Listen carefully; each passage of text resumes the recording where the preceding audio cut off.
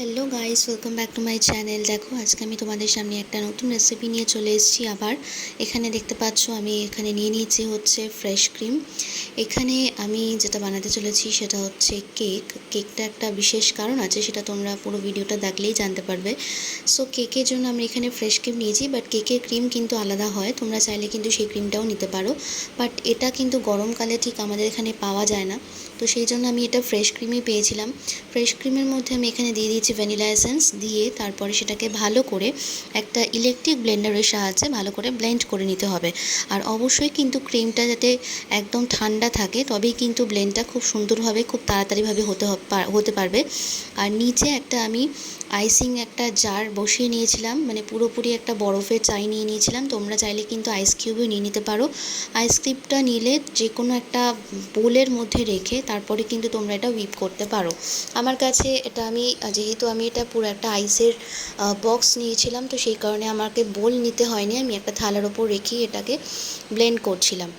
আর এটাতে সুবিধা কি হয় না, আইস যেহেতু প্রচণ্ড গরম, এখন ওয়েদারটা খুবই গরম, তো সেই কারণে কিন্তু ফ্রেশ ক্রিম কিন্তু হুইপ হতে খুব টাইম লাগে। আর যদি তোমরা হুইপিং ক্রিম নাও তাহলে খুব সেটা সহজেই হুইপ হয়ে যায়। বাট যেহেতু আমি ফ্রেশ ক্রিম নিয়েছিলাম, আমার এখানে একটু টাইম লাগার জন্য কিন্তু আমি এখানে আইসটা নিয়েছি, যাতে আইসটা থাকলে এটা খুব ঠান্ডা থাকে এবং খুব তাড়াতাড়ি হুইপ হয়ে যায়। তারপর এখানে আমি পরিমাণ মতো চিনি দিয়ে দিচ্ছি। এই চিনিটাকে কিন্তু আমি আগে থেকে গুঁড়ো করে নিয়েছিলাম, যেটাকে আইসিং সুগার বলা হয়। সেই আইসিং সুগার আমি এখানে নিয়ে নিচ্ছি। টোটাল আমি এখানে 5 থেকে 6 চামচ মতো নিয়েছিলাম। তোমরা চাইলে তোমাদের পরিমাণ মতো যে যেরকম মিষ্টি পছন্দ করো সেরকম কম বেশি করে নিতে পারো। আমি খুব একটা কেকে মিষ্টি ঠিক পছন্দ করি না, মোটামুটি মিষ্টি হওয়ারই কথা, তো সেই জন্য আমি এখানে পরিমাণ মতো নিয়েছি। তোমরা তোমাদের স্বাদ অনুযায়ী নিও। তারপর আমি এখানে এটাকে আবার ব্লেন্ড করে নিচ্ছি। তারপর আমি যেহেতু এখানে এই ক্রিমটা আমি শুধু ভ্যানিলা ক্রিম বানাবো না, এখানে আমি বানাবো হচ্ছে মালাই বাটার ক্রিম, তো সেই কারণে আমি পরবর্তী স্টেপে দেবো হচ্ছে এখানে বাটার। এখানে বাটারটাও আমি একটা পরিমাণ মতো নিয়েছি, তোমরা তোমাদের পরিমাণ মতো বাটারটা নিতে পারো। বাটারটা দেওয়ার পর কিন্তু আমি আবার এটাকে ভালো করে হুইপ করে নেব। দেখতেই পাচ্ছ আমার ক্রিমটা কিন্তু অনেকটা গাঢ় হয়ে এসছে। আর মালাই বাটার ক্রিমের কিন্তু খুব টেস্টটা খুবই সুন্দর হয়, এটা যে কোনো কেকের সাথেই কিন্তু যায়। তবে যেহেতু এটা খুবই সফট হয়, তো সেটার জন্য কিন্তু ঠান্ডার দিকে তোমাদের ভালো করে নজর দিতে হবে, যাতে এটা সবসময় ঠান্ডা থাকে। আর যেহেতু এখন গরমকাল, শীতকালে বানালে এই ক্রিমগুলো খুব ভালো করে প্রিজার্ভ করা যায়, খুব ভালো করে এটাকে রাখা যায়। বাট যেহেতু গরমকাল, খুব তাড়াতাড়ি কিন্তু এটা কোনো মেল্ট হতে শুরু করে। তো আমাদের এখানে ক্রিমটা রেডি হয়ে গেছে, আমি এটাকে ফ্রিজে রেখে দিয়েছি। আর এখানে দেখো আমি কেকটা বানিয়ে নেব, তো তার জন্য আমি নিয়ে নিচ্ছি 2টো ডিম, তার মধ্যে দিয়ে দিচ্ছি 1 কাপ আইসিং সুগার, দিয়ে ভালো করে এটাকে হুইপ করে নিতে হবে। এটাতেও কিন্তু এটা ফোম রেডি করে নিতে হবে। আর ডিমটা এখানে আমি দুটোই দিয়েছি, দুটোটা পরিমাণ মতো দিয়েছি, তোমরা তোমাদের পরিমাণ মতো দিও। আমার কেকটা এখানে 1/2 পাউন্ড মতো হয়েছে। এখানে কিন্তু খুব একটা বেশি বড় হবে না আমার কেকটা, তো সেই জন্য আমি 2টো ডিম দিয়ে করেছি। আর তারপর এখানে দিয়ে দেবো হচ্ছে ভ্যানিলা এসেন্স। তোমরা চাইলে কিন্তু অন্য কোনো এসেন্সও দিতে পারো, বা এখানে যদি তোমরা চাও কোনো এসেন্স না দিয়ে বাটার ইউজ করতে, তাহলেও কিন্তু সেটা করা যেতে পারে। বাট আমি এখানে ভ্যানিলা এসেন্সটা দেওয়ার প্রেফার করি, কারণ এটার একটা খুব মিষ্টি সুন্দর একটা গন্ধ হয়। তারপর আমি এসেন্সটাকে দিয়ে ভালো করে এটাকে হুইপ করে নেব যতক্ষণ না আমার ফোমটা রেডি হচ্ছে। তারপর আমি এখানে দিয়ে দেবো হচ্ছে 1/2 কাপ মতো তেল। তোমরা চাইলে তেলের পরিমাণটা কম বেশি করে নিতে পারো, এবং তেলের বদলে কিন্তু যেহেতু তোমরা যদি বাটার দাও তাহলে আর তেল দেওয়া দরকার হবে না। তারপর আমি যেটার মধ্যে কেকটাকে রেডি করব, সেটা আগে থেকে আমি অয়েল ব্রাশ করে রেখেছিলাম। তারপর ব্যাটারটাকে এটা আমি ঢেলে দিয়েছি। তারপর এটাকে আমি বেক করে নেব, তো তার জন্য আমি আগে থেকে কড়াইটা গরম করে নিয়েছিলাম। সেখানে আমি ভালো করে লো টু মিডিয়াম ফ্লেমে এটাকে আমি ভালো করে বেক করে নিয়েছি। দেখতেই পাচ্ছ আমার ছুরিটা কিন্তু একেবারে ক্লিন এসছে। ক্লিন যদি আসে তাহলে তোমরা বুঝতে পারবে যে কেকটা সুন্দর করে বেক হয়ে গেছে। এবার হচ্ছে কেকটা ডেকোরেশনের পালা। দেখো খুব স্মুথলি কেকটা বেরিয়ে চলে আসছে, আর কত সুন্দর দেখতে হয়েছে দেখেই বুঝতে পারছো। আর এবার হচ্ছে আমি এটাকে কাটিং করে নেব। উপরে যে অংশটা আছে আমি সেটাকে ফার্স্টে কাট করছি। এটা আমি টোটাল 3টে ভাগে ভাগ করব। তো যেহেতু এখানে কেকের মধ্যে লেয়ার থাকে, যেহেতু ক্রিম কেক রেডি করছি, তো আমাকে এখানে 3টে ভাগেই ভাগ করে নিতে হবে।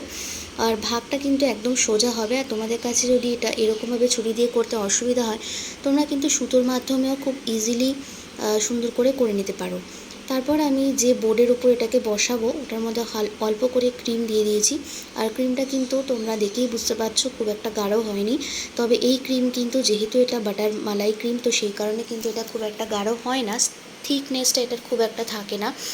কিন্তু এটাকে কিন্তু বারবার করে তোমাদেরকে ফ্রিজে রাখতে হবে, আমি সেরকমভাবেই কাজ করছিলাম। আর তোমরা চেষ্টা করবে এই রকম ধরনের বাটার ক্রিম বা বাটার মালাই ক্রিম কিন্তু শীতকালে তৈরি করলে বেশি তোমাদের সুবিধা হবে। গরমকালে কিন্তু এই ক্রিম খুব তাড়াতাড়ি মেল্ট হয়ে যায়। তো দেখো আমি ফার্স্ট লেয়ারটা করে নিয়েছি, তার উপর আমি সেকেন্ড লেয়ারটা চাপিয়ে দিয়েছি, তারপরে আমি থার্ড লেয়ারটাও এখানে দিয়ে দেবো। এবার আমি পুরো ক্রিমটা দিয়ে আমার কেকটাকে ভালো করে কভার করে নেব। আর এই কভারটা আমি অতটাও পারদর্শী নই, তোমরা যারা কেক রেডি করো তারা তো জানোই, তা আমি আমার মতো চেষ্টা করেছি দেখো এখানে। আর এইটা কিন্তু আমার ফাইনাল লুক নয়, এটা আমি ফ্রিজে রেখেছিলাম, বারবার করে আমি ফ্রিজে রাখছিলাম, তারপর একটু একটু করে কাজ করছিলাম। তারপরে আমি এটা ফাইনাল ডেকোরেশন করে নিয়েছি। এখানে আমি ডার্ক চকলেট ইউজ করেছি, তোমরা চাইলে ডেয়ারি মিল্ক বা অন্য কোনো চকলেটও ইউজ করতে পারো। আর ডিজাইনটা আমি আমার মন মতো করেছি, তোমরা চাইলে অন্য কোনো ডিজাইনও করতে পারো। কীরকম হয়েছে ডিজাইনটা তোমরা অবশ্যই আমাকে কমেন্ট করে কিন্তু জানিও। আর যেহেতু বার্থডে মানে তোমরা এখানে বলেই দিই, এটা হচ্ছে আমার ভাইয়ের বার্থডের জন্য আমি কেকটা রেডি করেছি, ওকে সারপ্রাইজ দেবো বলে। ও কিছুই জানে না, ওকে আমি কিছু বলিনি যে ওর জন্মদিনে আমি কেক দেবো। তো সেই জন্য আমি এটা ভাইয়ের বার্থডের জন্য আমি ওর নামটাও লিখে দিয়েছিলাম। তো সেটার জন্য আমি রেডি করেছি। কীরকম হয়েছে কেকের ডেকোরেশনটা তোমরা কিন্তু অবশ্যই আমাকে কমেন্ট করে জানাতে ভুলো না। আর কেকটা কিন্তু খেতে খুবই টেস্টি হয়েছে, ওরা পরে খেয়ে আমাকে বলেছিল। তো আমি আমার মন মতো ডিজাইন করেছি, খুব একটা সুন্দর ডিজাইন করতে পারিনি কারণ আমার হাতে সময় খুবই কম ছিল। যতটা পেরেছি কম সময়ের মধ্যে ততটা করার চেষ্টা করেছি। দেখতেই পাচ্ছ আমার ডার্ক চকলেট কিছুটা বেঁচে গেছিলো, ওপরে যে ডিজাইনটা করেছি চকলেটটাকে মেল্ট করে নিয়ে তারপর করেছি।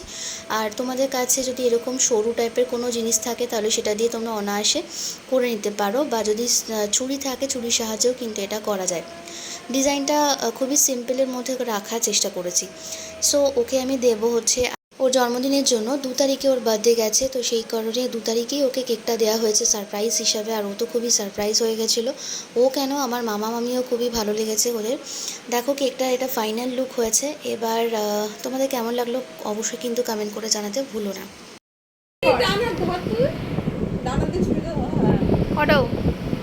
Happy birthday to you, happy birthday to you, happy birthday dear Mamai, happy birthday to you. তুই ধর এটা, ক্যামেরা ধর, দাঁড়া ধর, খাইরা দাও, তোমার কম নয়, ধর। আমাদের জন্মদিনে সকাল কেক ম্যান আজ অর্ডার দেওয়া হয়ে যাবে।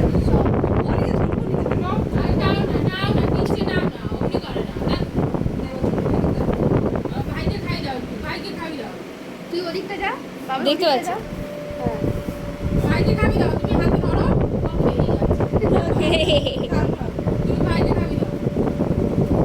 ওকে, সো তোমরা দেখতে পারলে কেক টেক কাটা হয়ে গেছে, তারপর আমি বাড়ি চলে এসেছিলাম। ভিডিওটা কেমন লাগলো অবশ্যই কমেন্ট করে জানাবে। যারা চ্যানেলে নতুন বন্ধু আছো তারা অবশ্যই আমার চ্যানেলটাকে সাবস্ক্রাইব করে চ্যানেলের সাথে থাকো। তোমাদের সাথে আবার পরবর্তী অন্য কোনো ভিডিওতে দেখা হবে, ততক্ষণের জন্য তোমরা সবাই সুস্থ থাকো, ভালো থাকো, সাবধানে থাকো। ভিডিওটা শেষ করছি এখানেই, দেখা হচ্ছে তোমাদের সাথে খুব তাড়াতাড়ি। টাটা।